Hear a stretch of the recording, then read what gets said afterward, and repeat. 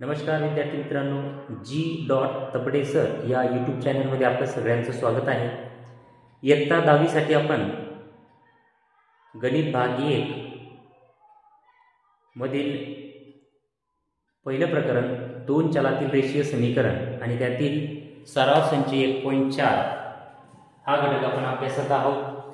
या अगोदरच्या व्हिडिओमध्ये 1.4 मधले प्रश्न क्रमांक 1 आणि 2 आपण सविस्तर खूप सखोल पद्धतीने आपण छोटे छोटे नियम सगळ्या गोष्टी डिटेल घेऊन ते सोडवलेले आहेत. आणि या व्हिडिओमध्ये आपण एक सराव संच 1.4 मधील प्रश्न क्रमांक 3 आणि 4 या दोन प्रश्नांचा आपण अभ्यास करणार आहे. तर बघा, या सराव संच मधला प्रश्न क्रमांक 3. प्रश्न क्रमांक 3, 27/(x-2) अधिक 31/(y+3) बरोबर 85. हे पहिलं समीकरण त्यातलं. दुसरं समीकरण 31/(x-2) अधिक 27/(y+3) बरोबर 89. या दोन समीकरण आपण आता सोडवण्याचा प्रयत्न करू. तर बघा, आपण या अगोदरच्या व्हिडिओमध्ये समीकरण नंबर 1 आणि 2 म्हणजे प्रश्न क्रमांक 1 आणि 2 हे सोडवण्याचा प्रयत्न केला आणि त्याच प्रमाणे आपण तिसरं समीकरण सोडवणार आहे. तीच पद्धत, तीच मेथड, सगळं त्याच पद्धतीने आपल्याला हे समीकरण सोडवायचं आहे. तर मग आपण मागच्या उदाहरणामध्ये सगळ्यात प्रथम पहिले आपण या ठिकाणी 27/(x-2)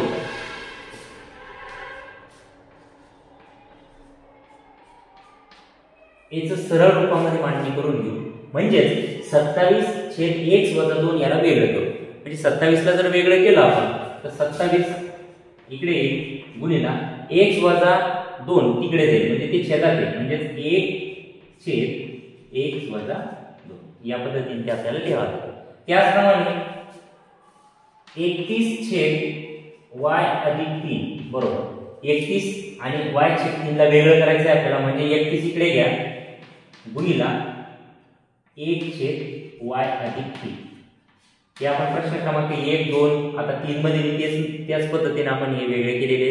या पद्धतीने ते आपल्याला सोडवावे लागेल. आता हे आपण या समीकरणामध्ये मांडू. आता या समीकरणाचा आपण सरळ रूपामध्ये मांडणी जर केली तर हे 27 गुणिला 1/(x-2) अधिक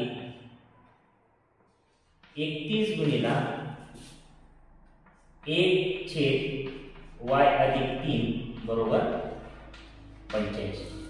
या समीकरणाची सरळ रूपात मांडणी आपल्याला अशी करावी लागेल. याला काय करू आपण, कंस करून घेऊया. याला म्हणू आपण समीकरण नंबर 1. त्याचप्रमाणे आता दुसऱ्या समीकरणाची सुद्धा आपण मांडणी त्याचप्रमाणे करून घेऊ. चला, तुम्हाला समजायला सोपं जावं आणि ते व्यवस्थित तुमच्या लक्षात यावं म्हणून आपण हे इकडे घेऊन ते डिटेल सोडवतोय. बघा, 31/(x-2) या 31 आणि 1/2 ला आपल्याला वेगळं करायचं. म्हणजे 31 पलीकडे अलीकडे घ्यायचं आहे. म्हणजे 31 गुणिला 1/(x-2). त्याच्यानंतर 27/(y+3) याला सुद्धा वेगळं करायचं आहे. म्हणजे 27 अलीकडे घ्या, 27 गुणिला 1/(y+3). याप्रमाणे त्याची आपण मांडणी करावी लागेल. आता हे समीकरणामध्ये येथे ठेवू. तर बघा, या समीकरणाचा जर विचार केला तर 31 गुणिला 1/(x) हे आपण बाजूला केले 1/(x-2) प्लस 27 गुणिला 1/(y) 1/(y+3) याला आपण वेगळं केलं बरोबर 89. याला म्हणू आपण समीकरण नंबर. बघा, आपण प्रत्येक पदाची अशी कोड करून त्याला व्यवस्थितरित्या लिहून आपण असे दोन समीकरणे या ठिकाणी तयार केलेली आहेत. आणि प्रत्येक उदाहरणामध्ये आपण सेम केलं. ते फारसं नवीन नाहीये किंवा फार काही अवघड नाहीये. जे आपण मागच्या 1-2 उदाहरणामध्ये केलं त्याच पद्धतीने आपण तिसरं उदाहरण सध्या सोडवतो. फक्त या ठिकाणी काय x वजा y होतं. पहिल्या उदाहरणात तर x च होतं, छेदामध्ये x होतं, नंतर x अधिक y होतं. आता x आणि इकडे संख्या आलेली आहे, म्हणजे 1च्या 1 संख्या अशी आलेली आहे. त्यात काही फारसं नवीन नाहीये. त्याच पद्धतीने आपण सोडवतोय.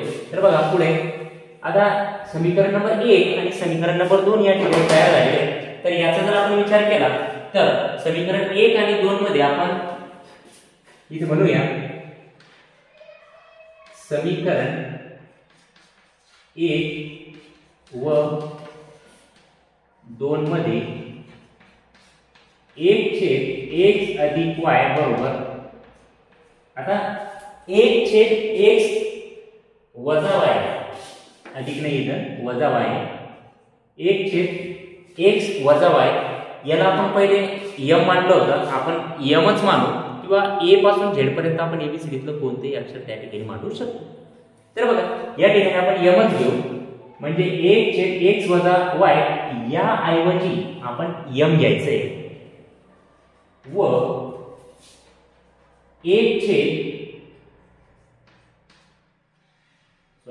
बघा इथं 2 या समीकरणामध्ये 2 या ठिकाणी आपलं y नको, या ठिकाणी आपल्याला पाहिजे 2. तर बघा या ठिकाणी x 1/x वजा 2 बरोबर m मानला आपण, आणि आता पुढे y अधिक 3 बरोबर आपण n मान. आणि आता आपल्याला ज्या ठिकाणी 1/x वजा 1 2 येणार आहे आणि 1/x y अधिक 3 येणार आहे त्या ठिकाणी आपल्याला m आणि n ची किंमत आपल्याला पहिल्याच उदाहरणासारखी ठेवून घ्यायची आहे. तर बघा आता समीकरण नंबर 1 चा जर आपण विचार केला तर या ठिकाणी 27 1/x वजा 2 च्या ऐवजी आपण त्या ठिकाणी m मानलेले आहे, म्हणून आपल्याला या ठिकाणी m घ्यावा लागेल, प्लस 31. आता 31 च्या समोर 1/y अधिक 3 1/y अधिक 3 च्या ऐवजी आपण n मानलेले आहे, म्हणून या ठिकाणी n घ्यावे लागेल बरोबर 85. आता एक समीकरणातून आता एक नवीन समीकरण तयार झालं, म्हणून त्याला आता 1 2 याला समीकरण नंबर 3 असं नाव देऊ. आता 2 नंबरच्या समीकरणाचा विचार करू. या ठिकाणी 31 आहे, 31 या ठिकाणी 1/x वजा 2 म्हणजे m घ्यावा लागेल, प्लस 27 या ठिकाणी 1/y अधिक 3 म्हणून या ठिकाणी n घ्यावं लागेल बरोबर 1. 2 नंबरच्या समीकरणातून एक नवीन समीकरण तयार झालं, म्हणून याला नाव देऊ आपण समीकरण नंबर 4. आता जुन्या समीकरणाला विसरून जायचं आणि नव्याला लक्षात ठेवायचं. आलं लक्षात? तर आता फक्त आपल्याला समीकरण नंबर 3 आणि समीकरण नंबर 4 चा विचार करायचा आहे, आणि असे समीकरण आपण सराव संच 1.1 मध्ये सोडवलेले आहे. आता बघा या ठिकाणी विचार केला आपण तर m चा सहगुणक 27 आहे, आणि दुसऱ्या समीकरणाचा जर विचार केला तर या ठिकाणी 27 हा n चा सहगुणक आहे, म्हणजे m चा सहगुणक 27 n चा सहगुणक 27. इथे m चा सहगुणक 31 आहे आणि या ठिकाणी n चा सहगुणक 31 आहे, म्हणजे अल्टरनेट सहगुणक झालेले आहे.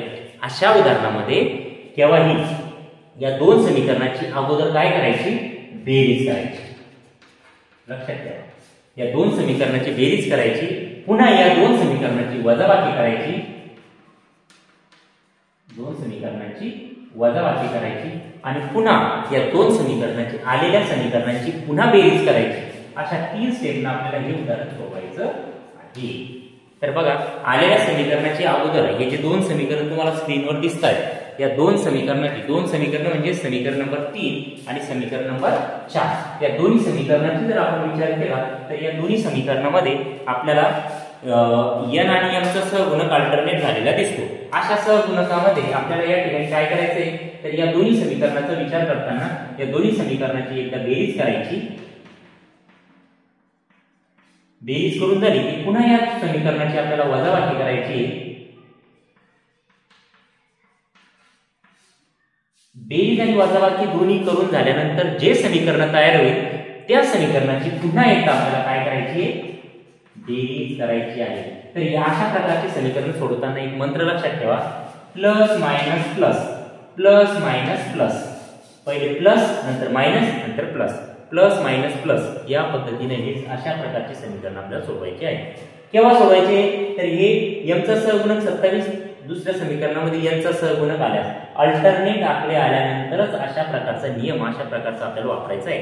प्लस अधिक प्लस, प्लस प्लस वजा प्लस, प्लस वजा प्लस, अगोदर बेरीज करायची नंतर वजाबाकी करायची नंतर बेरीज करायची. अशा प्रकारे आपल्याला हे समीकरण आता सोडवायचं आहे. म्हणून आपण काय करू, या दोन समीकरणाची म्हणजे समीकरण नंबर 3 आणि समीकरण नंबर 4 ची आपण पहिले बेरीज करून घेऊ. म्हणून आपल्याला लिहावं लागेल समीकरण नंबर 3 व समीकरण नंबर 4 या दोन्ही समीकरणाची आपल्याला वजाबाकी करावी लागेल. म्हणजे वजा समीकरण नंबर 2 व समीकरण नंबर 3 आणि समीकरण नंबर 4 यांची आपण वजाबाकी करू. तर बघा समीकरण नंबर लिहून घेऊ आपण. पहिले समीकरण नंबर 3 लिहून घेऊ. म्हणजे 27m अधिक 31n बरोबर 85 वजा 31m प्लस 27n बरोबर 89. आता यांची वजाबाकी करायची. वजाबाकी करत असताना एक नियम सांगितला तुम्हाला, जेव्हा पण आपण दोन समीकरणाची वजाबाकी करत असतो तेव्हा आपण दुसऱ्या समीकरणाचे सर्व चिन्ह बदलत असतो. म्हणजे आता या ठिकाणी वजा करायचे म्हणून 31 प्लस येईल तर येईल मायनस, हे प्लस येईल तर येईल मायनस, हे प्लस येईल तर येईल मायनस. बघा 27m मधून 31m काढून टाकायचे. 27 मधून 31 जाते म्हणून 31 मधून 27 आपल्याला काढायचे आहे. तर या ठिकाणी आता 31 मधून 27 गेले, उरले 4. पण 4 उत्तर आलं 4m. पण कसे येईल 4m? तर या ठिकाणी मोठी संख्या 31 आहे, 31 या संख्येचं चिन्ह आपल्याला या 4 ला द्यावं लागेल. म्हणजे वजा 4m. तर बघा इथे एक छोटासा नियम आहे. दोन संख्येची जर आपल्याला वजाबाकी करायची असते, लहान संख्येतून जर मोठी संख्या वजा होत नसेल तर मोठ्या संख्येतून लहान संख्या वजा करायची. परंतु त्या दोन संख्यामधील जी मोठी संख्या असते त्या संख्येचं उत्तराला चिन्ह द्यायचं. या ठिकाणी 31चं चिन्ह वजा आहे म्हणून आपण या 4 ला वजा चिन्ह दिलेलं आहे. पुढे प्लस 31n आता मायनस 27n. 31n मधून 27n गेले, किती उरेल सांगा? 4. पण 4 कशी प्लस? का प्लस? कारण 31चं चिन्ह प्लस आहे, 31 मोठी संख्या आहे त्याचं चिन्ह प्लस आहे म्हणून या ठिकाणी प्लस द्यावं लागेल. बरोबर. 85 मधून 89 जात नाही, मग 89 मधून 85 काढा, उरले 4. पण कसे? मोठ्या संख्येचं चिन्ह म्हणजे मायनस 4. बघा मग आता या दोन समीकरणाची जर आपण वजाबाकी केली तर वजाबाकी आली वजा 4m अधिक 4n बरोबर वजा 4. आता या ठिकाणी प्रत्येक याच्यामध्ये 4 आहे. म्हणजे असे अंक जर सारखे येत असेल किंवा एकाच पाड्यात जर 3 संख्या येत असेल तर अशा समीकरणाला त्या संख्येने भागून घ्यायचं. जी सोपी संख्या असेल त्या संख्येने तिला भागून घ्यायचं. जर आपण या ठिकाणी विचार केला तर या 4 ला आपण 4 ला भागू शकतो. म्हणजेच आलेल्या समीकरणाला हे जे नवीन समीकरण तयार झालं या समीकरणाला आपण 4 ने भागायचंय. म्हणून आपल्याला 4 ने भागू. बघा याला जर 4 ने भागला आपण 4 याला जर 4 ने भागलं तर 4 1 4 म्हणजे मायनस n. 4 1 4 म्हणजे प्लस n बरोबर 4 1 4 म्हणजे वजा. म्हणजे हे नवीन या ठिकाणी समीकरण तयार झालेलं आहे.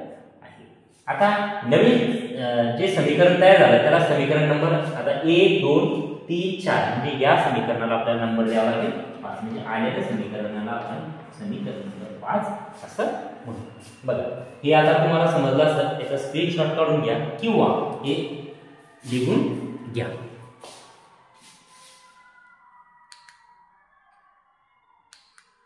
बघा या ठिकाणी आलेले समीकरण नंबर 5. या ठिकाणी आलेल्या समीकरणाला आपण समीकरण नंबर 5 म्हणतो. आता आपला नियम होता की पहिले बेरीज केली नाही, पहिले आपण वजाबाकी केली ना. ठीक आहे, वजाबाकी केली. चला वजाबाकी करून हे समीकरण आलं. आता आपण क्रम थोडा उचला. बघा पहिले आपल्याला बेरीज करायची होती, नंतर वजा करायची होती आणि नंतर प्लस करायची होती. तर पहिले बेरीज न करता आपण वजाबाकी केली, काही अडचण नाहीये, याच्यात काही फरक फारसा पडत नाहीये. पण आपण आता दोन्ही समीकरणाची बेरीज करू. तर बघा क्रम आपला या ठिकाणी चुकलेला आहे थोडा. आपण समीकरण नंबर या दोघांची आपण पहिले बेरीज करायला पाहिजे होती, नंतर वजा करायला पाहिजे होती, नंतर बेरीज करायची. तर क्रम चुकला म्हणून उदाहरण चुकणार नाहीये. तर बघा या ठिकाणी वजाबाकी न बेरीज न करता वजाबाकी केली तर आपण आता बेरीज करूया. आता हे जे दोन समीकरण आहे समीकरण नंबर 3 आणि 4 या दोन समीकरणाची आपण या ठिकाणी बेरीज करून घेऊ.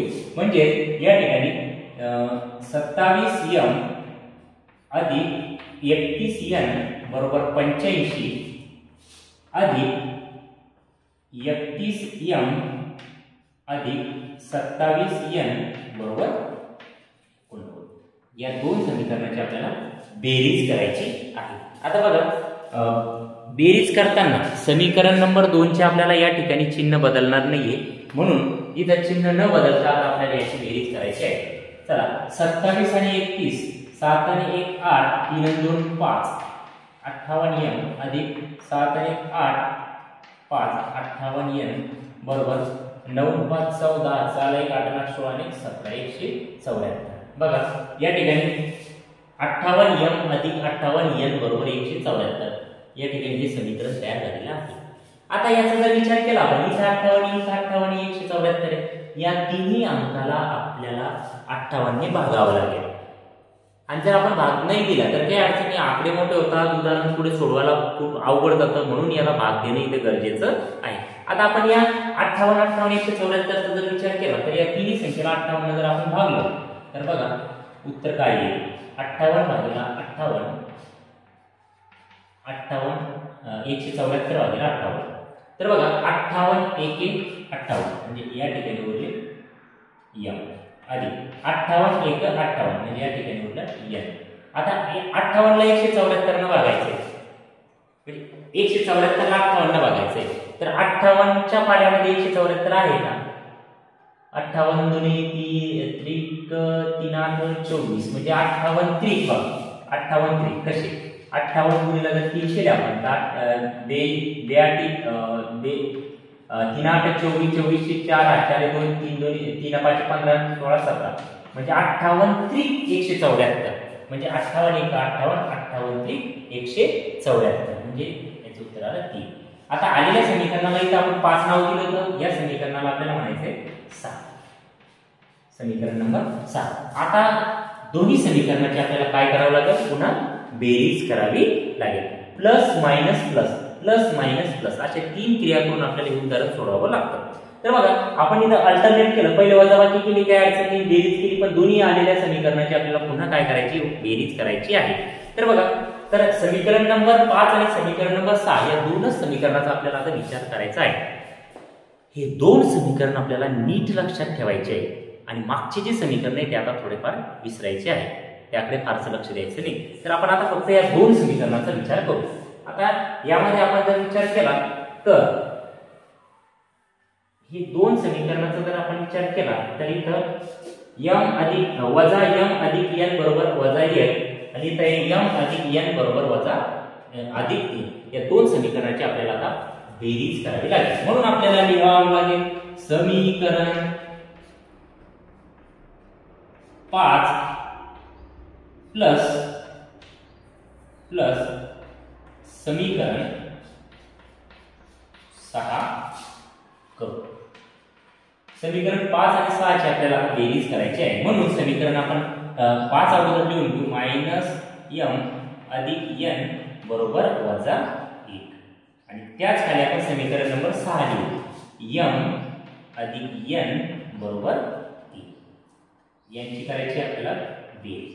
आता इथे लक्ष द्या, बेरीज करताना समीकरण नंबर 2 चे आपल्याला या ठिकाणी चिन्ह बदलायचे नाही. आपण समीकरण नंबर 2 चे फक्त चिन्ह केव्हा बदलतो, ज्या वेळेस वजाबाकी करायची असली तेव्हा. तर हे छोटे छोटे नियम चांगले लक्षात ठेवा. तर बघा या ठिकाणी आता बेरीज करू म्हणजे याची चिन्ह बदललेली, -m प्लस m कॅन्सल झाला, n अधिक n या ठिकाणी 2n बरोबर वजा 1 आणि प्लस 3. आता 1 चं चिन्ह वजा 1 आणि 3 चं चिन्ह प्लस 1. या एका संख्येचं चिन्ह जर प्लस असेल, एका संख्येचं चिन्ह जर मायनस असेल, म्हणजेच दोन संख्यांचे जर वेगवेगळे चिन्ह असेल तर अशा वेळेस दोन संख्यांची वजाबाकी करायची. काय करायची, दोन संख्यांची वजाबाकी करायची. हा नियम सगळ्यांनी लक्षात ठेवायचा आहे. हे छोटे छोटे नियम आहेत, उदाहरण सोडवताना येत आहेत म्हणून मी तुम्हाला सांगतोय, म्हणून व्हिडिओ खूप मोठा होतोय, पण डिटेल घेतोय आपण, सोप्या पद्धतीने घेतोय. प्रत्येक पॉइंटवर प्रत्येक पॉइंटचं विश्लेषण करून सोप्या भाषेमध्ये सांगण्याचा मी प्रयत्न करतोय, थोडं लक्ष द्या. चला तर आता वजा 1 अधिक 3 दोन संख्यांचे चिन्ह वेगवेगळे म्हणून यांची वजाबाकी करायची. 3 मधून 2 काढून टाकायचे, 1 काढून टाकायचे, उरले. आता काय झालं, 2n बरोबर n म्हणजेच n बरोबर हे 2 हे गुणिले इकडे जाईल भागिले, म्हणजे 2 1 2 म्हणजे n बरोबर 1. बरोबर 1 ही किंमत आता या ठिकाणी आलेली आहे. आता n बरोबर 1 किंमत आली बरोबर आहे. तर n बरोबर 1 ही आलेली किंमत आपल्याला समीकरण नंबर 1 2 3 4 5 6 या 6 समीकरणामध्ये कुठेही ठेवली तरी चालेल. पण आता समीकरण नंबर फक्त जर आपण 5 आणि 6 चा विचार केला तर हे सोडवायला सोपे जाईल. बघा आलेल्या किमती अशा समीकरणात ठेवायच्या की ते समीकरण आपल्याला सोडवायला सोपं जाईल. मग आपण येथे या ठिकाणी समीकरण 5 किंवा 6 मध्येच ती किंमत ठेवू. मला असं वाटतं समीकरण 6 मध्ये जर आपण ही जर n बरोबर आलेली किंमत ठेवली तर हे सोडवायला एकदम सोपं जाईल. म्हणून आपण काय करू समीकरण किती आहे? समीकरण नंबर 6 समीकरण म्हणजे याला व्यवस्थित लिहू आपण. आलेली किंमत कोणती आलेली किंमत म्हणजे n बरोबर 1 ही किंमत समीकरण 6 मध्ये ठेवू. आलेली किंमत आता आपण समीकरण 6 मध्ये ठेवू. समीकरण 6 अगोदर लिहून घेऊ. m अधिक n बरोबर 3. याच्यामध्ये आलेली किंमत आता ठेवायची फक्त n ची किंमत 1 म्हणून n च्या ऐवजी फक्त 1 ठेवायचं आहे. म्हणजे m जसा तसा n च्या ऐवजी 1 घ्या बरोबर 3. म्हणून या ठिकाणी m बरोबर हा प्लस 1 तिकडे होईल की मायनस म्हणजे 3 वजा 1 म्हणजे m बरोबर 2. m बरोबर 2 ही किंमत आलेली. n बरोबर 1 आणि m बरोबर 2 ही आता किंमत आलेली आहे. आता आपल्याला पुन्हा मागे जायचे आणि मागे जाऊन आपल्याला अगोदर आपण m आणि n बरोबर काय घेतला होता ते बघायचे. म्हणजे आता 1 आपण काय घेतले की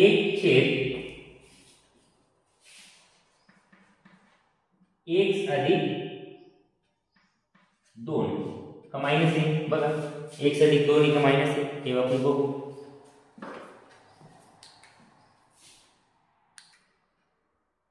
बघा आता या ठिकाणी आपण थोडं मागे जाऊन मागच्या याच्यात बघितलं होतं की 1/x वजा 2 बरोबर आपण m मानलेलो आणि 1/y अधिक 3 बरोबर आपण n मानलेलो. आता यामध्ये आपल्याला किमती टाकायची आणि उदाहरणं सोडवायची. तर बघा याचा जर आपण विचार केला नीट जर आपण या ठिकाणी याचा विचार केला तर m आणि n या दोन चलांची या ठिकाणी किंमत निघालेली आहे. म्हणजे m आणि n ची किंमत आपल्याला या समीकरणामध्ये ठेवायची. म्हणजे 1/x वजा 2 बरोबर m किती आहे 2 म्हणजे किंमत या ठिकाणी ठेवू. पुढे 1/y अधिक 3 बरोबर n ची किंमत आलेली किती आलेली आहे 1 म्हणजे या ठिकाणी 1 ठेवू. आणि आता हे थोडं सोपं करून सोडू. बघा असं असलं तर याचा तिरपा गुणाकार करावा लागतो. प्रत्येक संख्येच्या छेदामध्ये 1 असतो म्हणजे या 2च्या छेदामध्ये 1 आहे आणि इथे 1च्या छेदामध्ये सुद्धा 1 आहे. म्हणून आता 1 आणि 1 यांचा गुणाकार करू म्हणजे 1 गुणिले 1 बरोबर या 2 ना आता याला गुणायचं आहे म्हणजे x वजा 2 गुणिले 2. आता हे गुणून घेऊ. 1 बरोबर 2 गुणिले x 2x वजा 2 गुणिले 2 2 दुनी 4. बघा पुढे सुरू आपण आता याचा तिरपा गुणाकार करू. 1 गुणिले 1 म्हणजे 1 बरोबर 1 ना जर याला गुणलं तर येणार उत्तर जसंच तसं येईल बरोबर. या ठिकाणी आता y ची किंमत निघेल आणि या ठिकाणी x ची किंमत निघेल. तर बघा एवढं सोडून घ्या. आपण याच्या पुढे कंटिन्यू समोर घेऊया. तर बघा या ठिकाणी y x 1/x वजा y बरोबर m आणि इकडे 1/y अधिक 3 बरोबर n. यामध्ये किमती टाकून आपण शेवटचे थोडे पॉइंट आपण काढलेले आहेत. याची किंमत काढावी लागेल.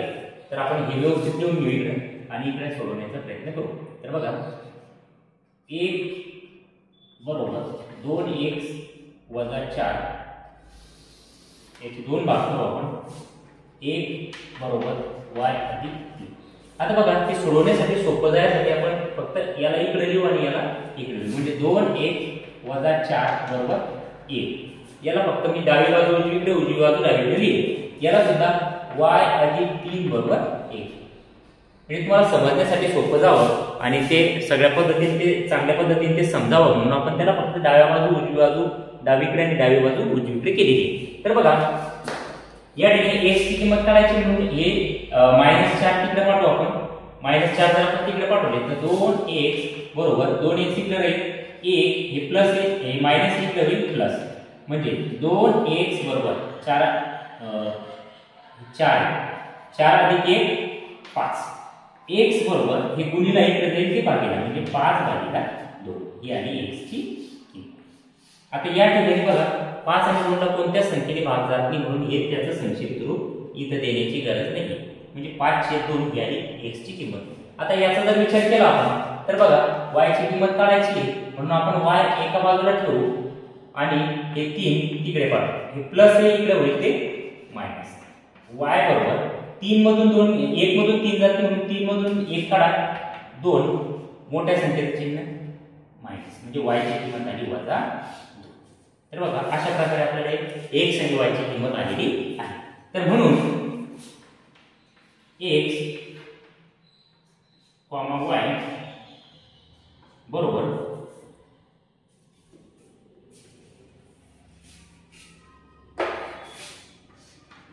5/2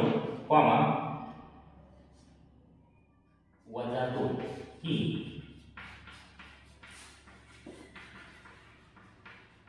समीकरणाची उकल आहे. चला प्रश्न क्रमांक 3 आपल्याला समजलेला असेल. खूप मोठा आहे पण तुम्ही छोटे छोटे त्याला व्हिडिओ पॉज करून किंवा थांबवून त्याला व्यवस्थितरित्या जर तुम्ही त्याचा अभ्यास केला तर निश्चितच हे उदाहरण एकदम सोपे तुम्हाला समजायला जाणार आहे. आपण छोट्या छोट्या नियमांचा पॉईंटचा सगळ्यांचा विचार करून हा प्रश्न या ठिकाणी घेतलेला आहे. तर बघा x ची किंमत आलेली आहे आणि y ची किंमत सुद्धा आलेली आहे. एक तर स्क्रीनशॉट काढून घ्या किंवा लिहून घ्या. चला जाऊ प्रश्न क्रमांक 5 कडे.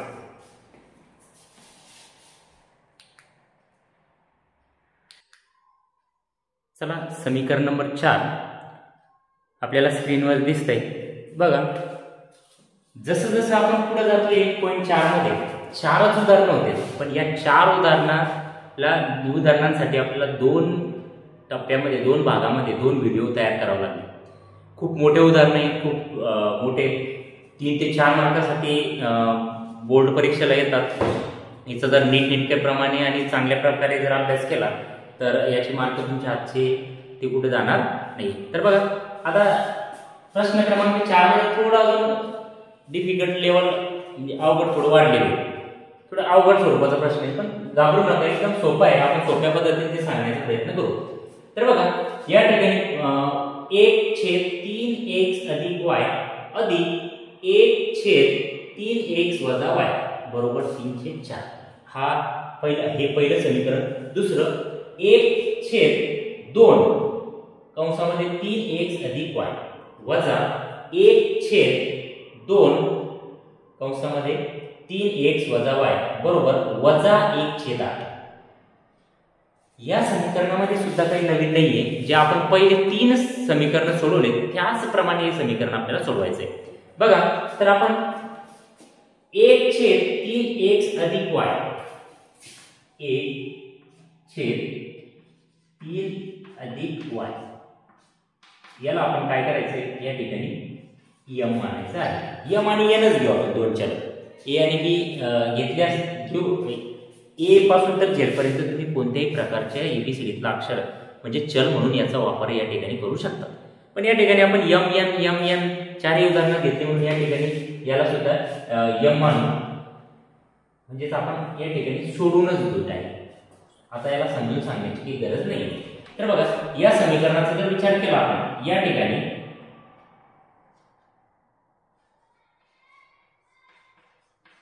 आता 1/3x अधिक y बरोबर याला m मानू व 1/3 वजा y बरोबर n मानू. म्हणजे 1/3x अधिक y ला आपण m मानू आणि 1/3x वजा y ला आपण n मानू. म्हणजे याची किंमत m घ्यायची आहे आणि एवढ्या सगळ्याची किंमत आपल्याला n घ्यायची नाही. तर आता हे आपण या समीकरणामध्ये टाकू. तर बघा आता या ठिकाणी या समीकरणाचा जर विचार केला तर एकंदरीत या सगळ्यांची किंमत आपल्याला काय घ्यावी लागेल, m घ्यावी लागेल. कारण हा सगळा म्हणजे आपण काय मानलेलं आहे, m. म्हणून लक्षात येईल की या पूर्ण याची किंमत आपण मांडलेली m, म्हणून या समीकरणामध्ये पूर्ण किंमत m घ्यावी लागेल. म्हणजे या सगळ्यांची किंमत आपल्याला m घ्यावी लागेल. 1/3x - y म्हणजेच n मांडलेला आहे, म्हणून आपल्याला या ठिकाणी n घ्यावा लागेल. बरोबर 3/4.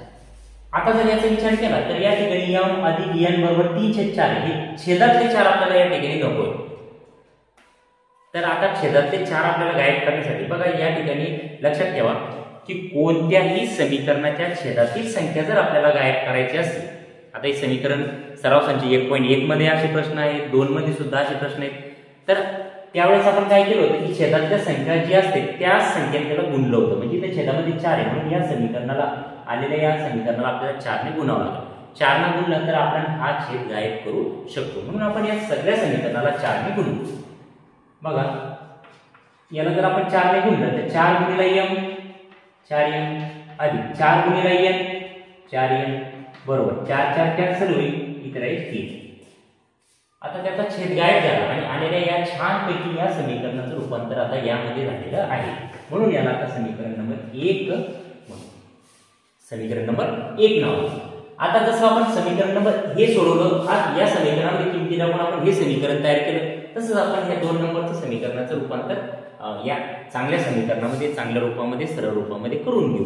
तर बघा या समीकरणाचा जर विचार केला आपण तर 1/3x अधिक y च्या ऐवजी आपण m घ्यायचं आहे, म्हणजे 2 बाजूला नेले, पण बाजूला निघताना हे 2 छेदामध्ये, लक्षात ठेवा छेदामध्ये असल्यामुळे त्याच्या अंशामध्ये 1 राहील.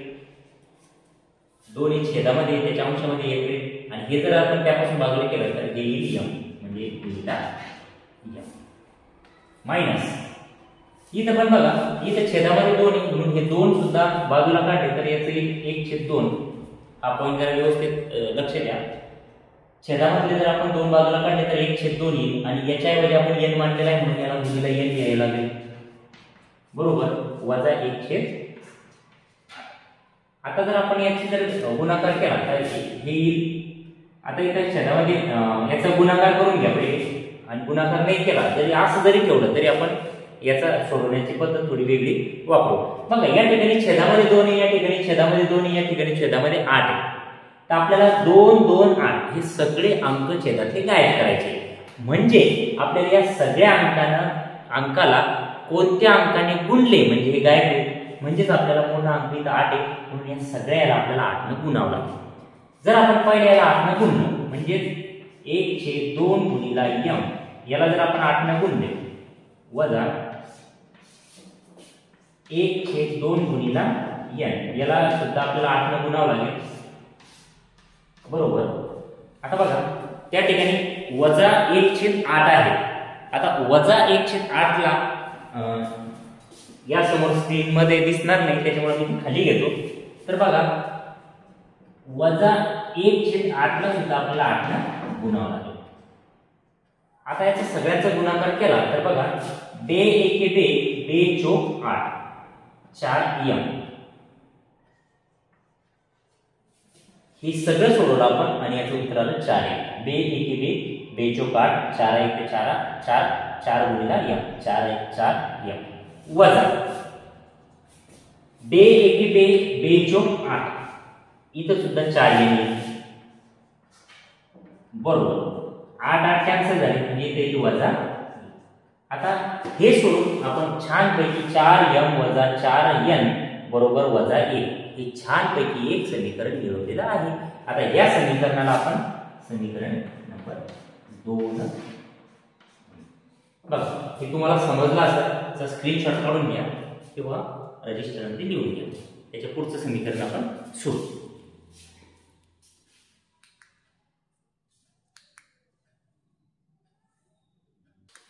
आलेले जे इकडचे समीकरण आहेत समीकरण नंबर 1 आणि समीकरण नंबर 2 आपण याला एकदा व्यवस्थित लिहून घेऊया.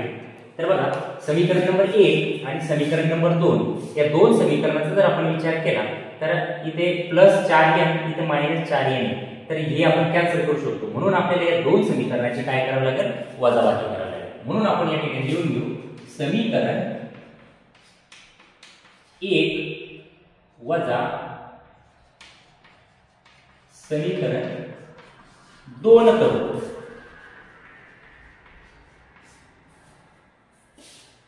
प्लस आणि मायनस आहे म्हणजे वजाबाकी करावी लागेल का प्लस करावं लागेल, वजाबाकी नाही प्लस करावं लागेल. कारण जर आपण याची प्लस केली तर याचे चिन्ह बदलणार नाही, 4n या ठिकाणी कॅन्सल होईल. म्हणून समीकरण 1 आणि समीकरण 2 या दोन समीकरणाची आपल्याला बेरीज करावी लागेल. म्हणून समीकरण नंबर 1 प्लस समीकरण नंबर 2 करू. आता त्या दोघांची बेरीज करू. म्हणजे समीकरण 1 लिहून घेऊ 4m अधिक 4n बरोबर 3 आणि समीकरण नंबर 2 लिहून घेऊ 4m वजा 4n बरोबर वजा 1. याची करायची आपल्याला बेरीज. बेरीज करताना समीकरण नंबर 2 चे चिन्ह बदलत नसतात, फक्त ते वजाबाकी करताना बदलायचे असतात. हा नियम. ओके, तर आता याची बेरीज करू आपण. 4m अधिक 4m 8m plus 4m minus 4m cancel, 3 मधून 1 काढला राहिले 2. तर बघा 8m बरोबर 2. m ची किंमत काढायची, हे गुणिला इकडे देईल भागिला, म्हणजे m बरोबर 2 गुणिला 2 भागिला 8. बे 1 बे बेचोक 8 म्हणजे m ची किंमत आली या ठिकाणी 1/4. m ची किंमत आली 1/4. आता m ची आलेली किंमत ही समीकरण 1 मध्ये ठेवा किंवा 2 मध्ये ठेवा आणि त्याच्यावरून m ची किंमत काढा. तर बघा आपण समीकरण नंबर 1 मध्ये किंवा 2 मध्ये, 2 पैकी कोणत्याही एकामध्ये ठेवू आणि m ची किंमत काढा. तर बघा आपण जर विचार केला या ठिकाणी तर खूप उदाहरण मोठं आहे, खूप मोठं उदाहरण आहे. व्यवस्थित अभ्यास करा. चला m बरोबर 1/4 ही किंमत आता समीकरण नंबर 1 किंवा 2 मध्ये ठेवू. कशामध्ये ठेवता, तर मला असं वाटतं समीकरण 1 मध्ये आपल्याला सोडवायला सोपं जाईल. म्हणून समीकरण m बरोबर 1/4 ही किंमत समीकरण 1 मध्ये ठेवू. समीकरण 1 मध्ये आपल्याला ही किंमत ठेवायची आहे आणि ही किंमत ठेवून आपल्याला y ची n ची किंमत काढायची आहे.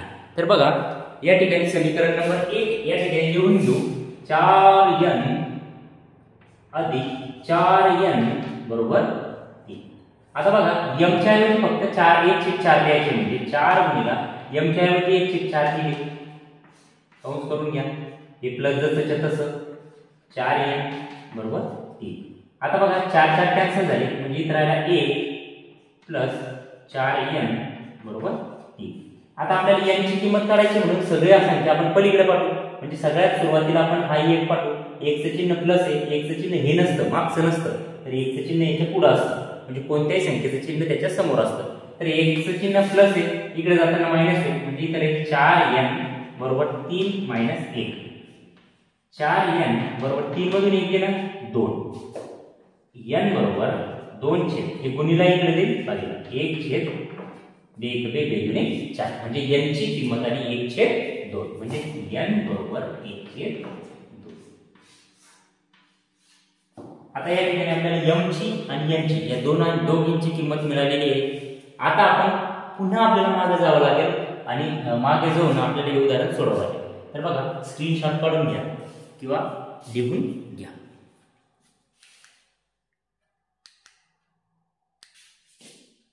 बघा आपल्याला पुन्हा पाठीमागे जाऊन या ठिकाणी आपण 1/3x अधिक y बरोबर n आणि 1/3x वजा y बरोबर n अशा किमती मानल्या होत्या.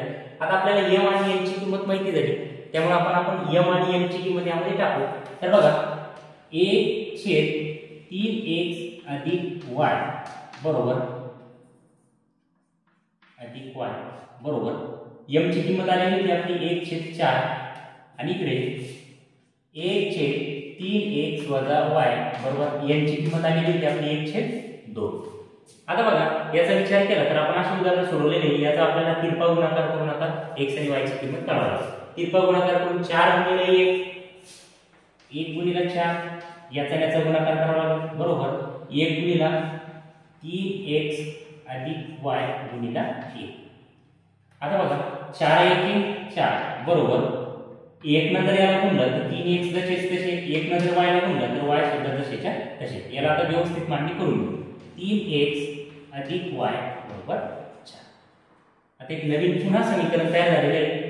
आता या समीकरणाला नाव देऊ आपण समीकरण नंबर 3. आता जसं यातून समीकरण नंबर 3 तयार झालं तसंच यातून समीकरण नंबर 4 तयार होईल. तर बघा याचा सुद्धा तिरपा गुणाकार करू 2 गुणिले 1 याचा गुणाकार केला बरोबर तर चिन्ह जसंच तसं 3x वजा y गुणिले 1 याचा गुणाकार करू 2 1 2 बरोबर 1 नंतर याला गुणलं तर 3x जसेच तसे वजा चिन्ह 1 नंतर y ला गुणलं तर y सुद्धा जसेच तसे. याला सरळ लिहून घेऊ 3x वजा y बरोबर 2 याला म्हणू समीकरण नंबर 4. आता बघा समीकरण नंबर 3 आणि समीकरण नंबर 4 या दोन समीकरणाचा आपल्याला विचार करायचा आहे. खूप मोठे उदाहरण आहे बघा खूप मोठं सोडत चाललेलं आहे आपण खूप मोठ्या प्रकारचे उदाहरण आहे म्हणून या सराव संचामध्ये फक्त 4च उदाहरणं दिलेली आहेत. बघा आता यापुढे सोडवताना समीकरण नंबर 3 आणि 4 चा विचार केला तर x चा सहगुणक 3 आणि इथे x चा सहगुणक 3 प्लस प्लस आहे म्हणजे याची वजाबाकी केली तर म्हणजे x गायब होईल त्याच्यानुसार आपण y ची किंमत काढू शकतो. तर बघा या ठिकाणी समीकरण नंबर 3 आणि समीकरण नंबर 4 या दोघांचा विचार केला तर आपण या दोन समीकरणाची आपल्याला वजाबाकी करावी लागेल. म्हणजे इथे म्हणावं लागेल की समीकरण 3 वजा समीकरण 4 हो. आता समीकरण 3 लिहून घेऊ आणि समीकरण नंबर 4 लिहून घेऊ. समीकरण नंबर 3 बघा 3x अधिक y बरोबर 4 आणि समीकरण नंबर 4 आहे 3x वजा y बरोबर 2 यांची आपल्याला वजाबाकी करायची आहे. जेव्हा आपण वजाबाकी करत असतो तेव्हा समीकरण नंबर 2 चे चिन्ह बदलून टाकायचे. मायनस इथं मायनस इथं प्लस होईल इथं प्लस इथं मायनस होईल. बघा 3x minus 3x cancel y अधिक y म्हणजेच 2y 4 वजा 2 म्हणजेच 2 म्हणजे y बरोबर 2. आता हे गुणिले इकडे काय होईल भागिले बे हे बे म्हणजेच y बरोबर 1.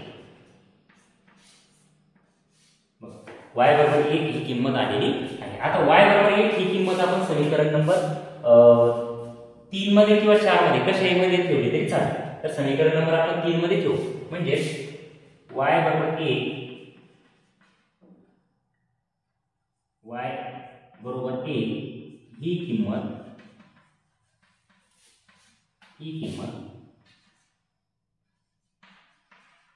समीकरण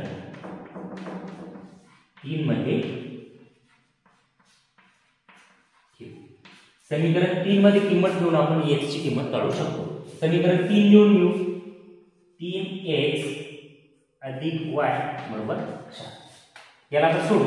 आता समीकरण नंबर 3 मध्ये आपण y ची किंमत टाकू म्हणजे 3x जसं तसं अधिक y बरोबर 1 म्हणून इथे 1 घेऊ बरोबर 4. तर बघा x ची किंमत काढायची हा अधिक 1 आहे तो तिकडे वजा 1 आहे म्हणजे इकडे राहील 3x बरोबर 4 हे प्लस इकडे होईल मायनस म्हणजे तिकडे राहील 3x बरोबर 4 मधून 1 गेला 3 4 मधून 1 गेला 3. तर बघा पुढे हे x 3 हे x ला गुणिले हे इकडे जाईल भागिला म्हणजे x बरोबर 3 भागिला 3 हे गुणिला होती इकडे ती भागिला गेली 3 1 3 म्हणजे x बरोबर आला 1. तर बघा y ची किंमत 1 आलेली आणि x ची किंमत सुद्धा 1 आलेली आहे. म्हणून x, y बरोबर 1, 1 ही समीकरणाची उकल आहे असं आपल्याला शेवटी वाक्य लिहावं लागेल. बघा 3 आणि 4 नंबरचा प्रश्न आपण या ठिकाणी सोडून घेतलेला आहे. प्रश्न खूप मोठा आहे त्याला सोडवावं लागलं. तर बघा तुम्ही अभ्यास करताना प्रत्येक पॉइंट पॉईंट टू पॉईंट हे समीकरण एकदम रजिस्टरमध्ये लिहायचे. पूर्ण रजिस्टरमध्ये लिहिल्यानंतर त्याची नंतर एकदा रिव्हिजन करायची. चला, तर एवढंच दोन समीकरण नंबर आपण 3 आणि 4 या ठिकाणी सोडवलेलं आहे आणि आपला सराव संच 1.4 या ठिकाणी कंप्लीट झालेला आहे. बघा, या चॅनलला कोणी नवीन असेल किंवा अजूनही चॅनल सबस्क्राईब केलेलं नसेल तर हे चॅनल सबस्क्राईब करा. धन्यवाद.